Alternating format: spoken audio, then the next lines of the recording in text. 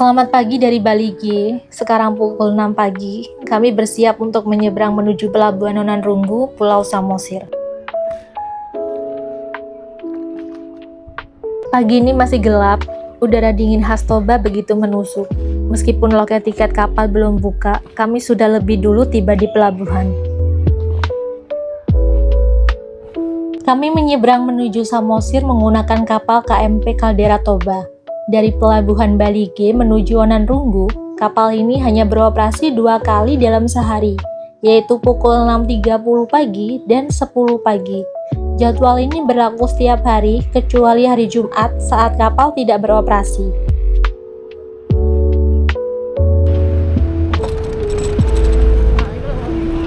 Sebelum naik kapal, pastikan sudah tahu tarif penyeberangan sesuai jenis penumpang dan golongan kendaraan.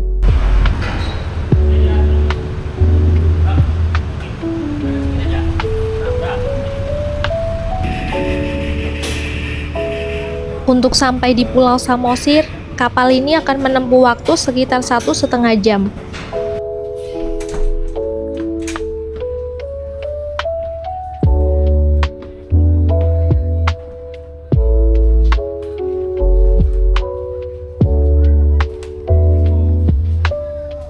Kapal KMP Caldera Toba menyediakan 2 ruangan bagi penumpang, indoor dan outdoor.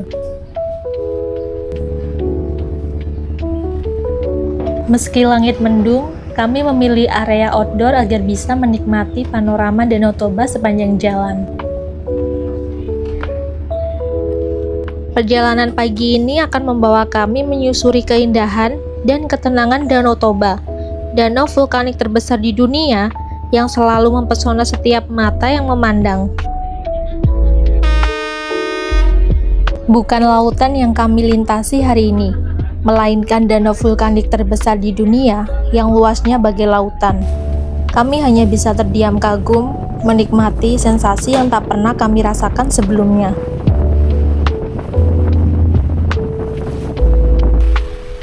Setelah 1,5 jam menyusuri luasnya Danau Toba, perlahan Pulau Samosir mulai tampak di hadapan kami. Begitu pintu kapal mulai terbuka, satu persatu penumpang mulai turun. Namun, ada sedikit kendala pada posisi pintu kapal.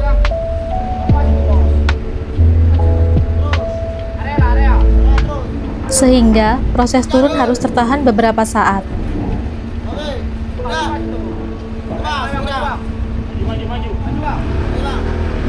Akhirnya, kami benar-benar menginjakkan kaki di Pulau Samosir. Pulau Samosir menyambut kami dengan keindahan yang seolah tak nyata. Selamat datang di Pulau Samosir, sebuah pulau yang kaya akan budaya Batak yang terletak di dalam kawasan Danau Toba.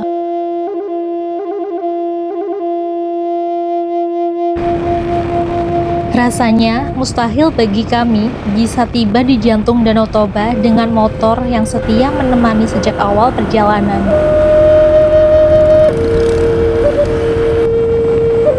Road trip Sumatera ini bukan hanya tentang jarak yang terlampaui, tetapi tentang jejak pengalaman, tentang mimpi yang menjadi nyata, dan tentang kisah yang akan terus hidup di hati kami.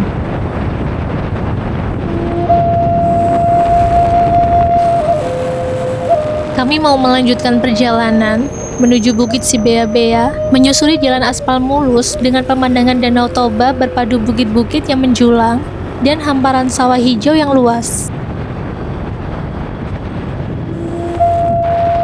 Sesekali, kami menjumpai rumah adat Batak yang dikenal dengan nama Rumah Bolon.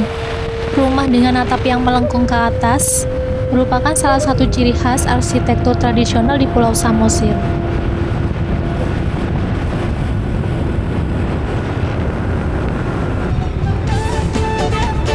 Perjalanan kami berlanjut dengan melintasi jembatan Aek Tanoponggol. Jembatan yang menjadi penghubung Pulau Sumatera dengan Pulau Samosir yang dipisahkan oleh Kanal Tanoponggol. Jembatan ini memiliki 3 pilar berwarna merah yang melambangkan Dalihan Natolu, sebuah filosofi penting dalam adat Batak.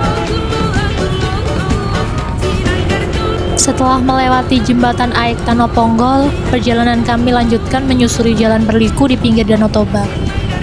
Jalanan yang naik turun ini menghadirkan pemandangan luar biasa.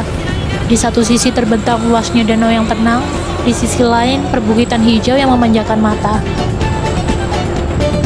Semakin dekat dengan si bukit Bea-Bea, rasa lelah di perjalanan perlahan tergantikan oleh rasa takjub.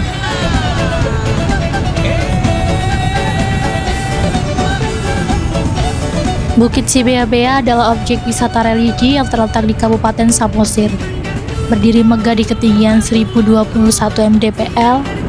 Dari sini, pengunjung bisa melihat panorama Danau Toba dari sudut yang berbeda. Begitu luas dan menakjubkan. Ikon utamanya adalah patung Yesus Kristus yang menjulang tinggi. Menjadi simbol keimanan sekaligus daya tarik utama bagi wisatawan.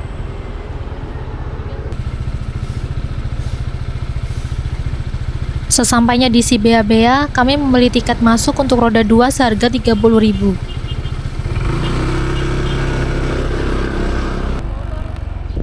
Bang, motor mana bang? Oh dari sini. Setelah itu, motor kami diarahkan ke area parkir yang sudah tertata rapi.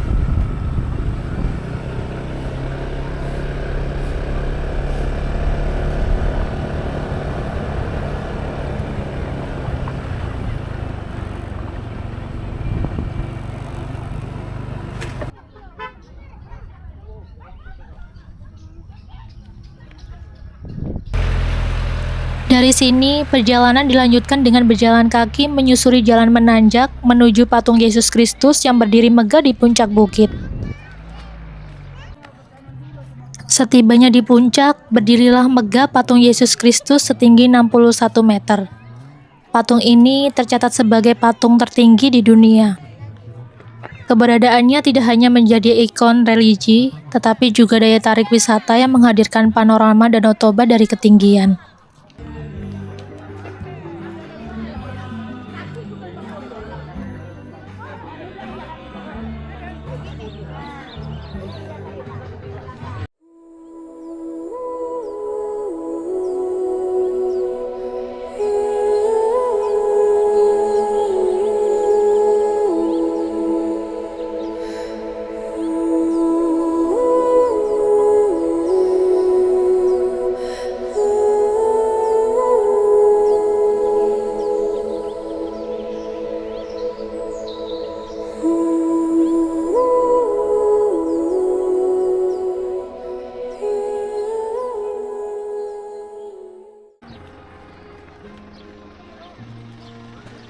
Selesai mengabadikan momen, kami kembali berjalan kaki turun menuju parkiran. Di sepanjang jalan, mata kami dimanjakan dengan pemandangan Danau Toba yang membentang luas serta bukit-bukit hijau yang menjulang tinggi.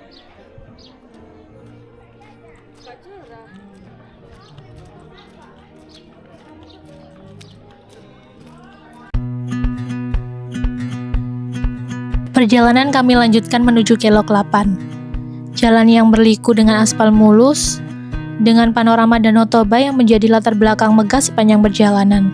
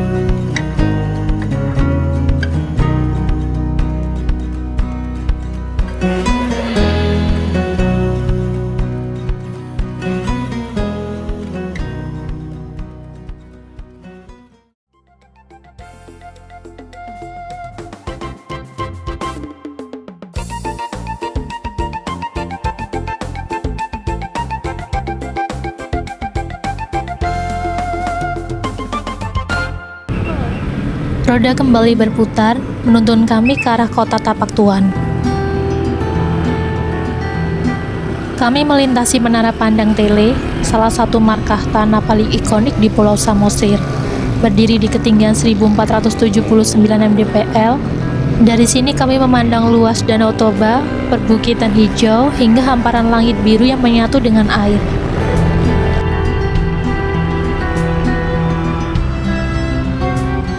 Perjalanan ini masih akan ditemani jalan berliku khas Sumatera dan panorama Danau Toba yang menyejukkan mata.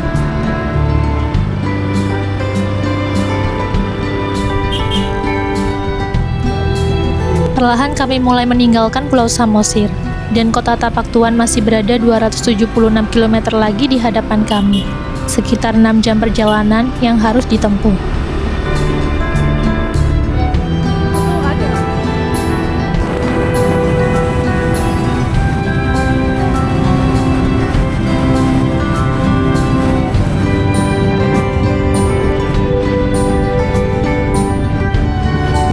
Langit mendung di depan, seolah menguji langkah kami yang terus menyusuri jalan lintas barat Sumatera.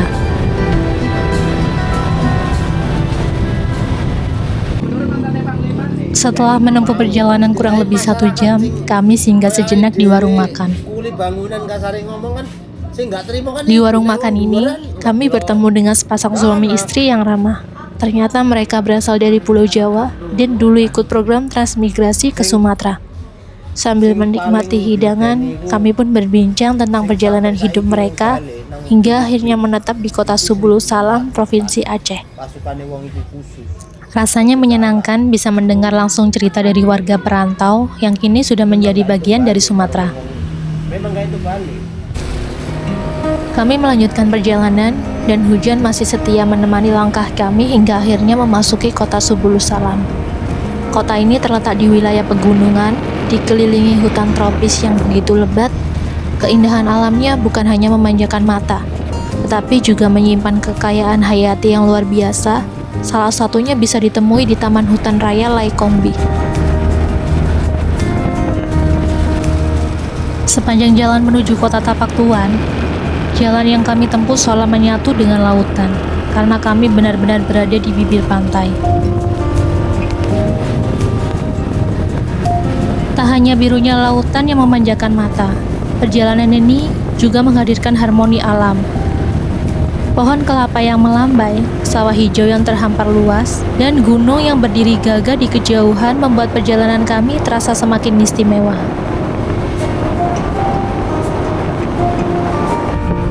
Tak lama kemudian, kami tiba di Tugu Simpang 4 Aceh Selatan, sebuah penanda yang berdiri kokoh di pusat keramaian dan menjadi pengingat akan pentingnya keselamatan. Malam pun tiba. Setelah ribuan tikungan, hujan tanpa henti, dan jalan panjang yang seakan tak berujung, kami akhirnya tiba di kota Tapak Tuan. Kami sempat kesulitan mencari penginapan, namun di tengah derasnya hujan, akhirnya kami menemukan tempat untuk beristirahat. Malam ini, Tapak Tuan menjadi sebuah perjalanan yang bukan hanya tentang sampai di tujuan, tetapi juga tentang setiap detik perjuangan di jalan. Terima kasih telah menemani kami hari ini. Cerita belum usai, ikuti terus perjalanan kami. Besok pagi, Banda Aceh, titik paling ujung barat Indonesia telah menanti.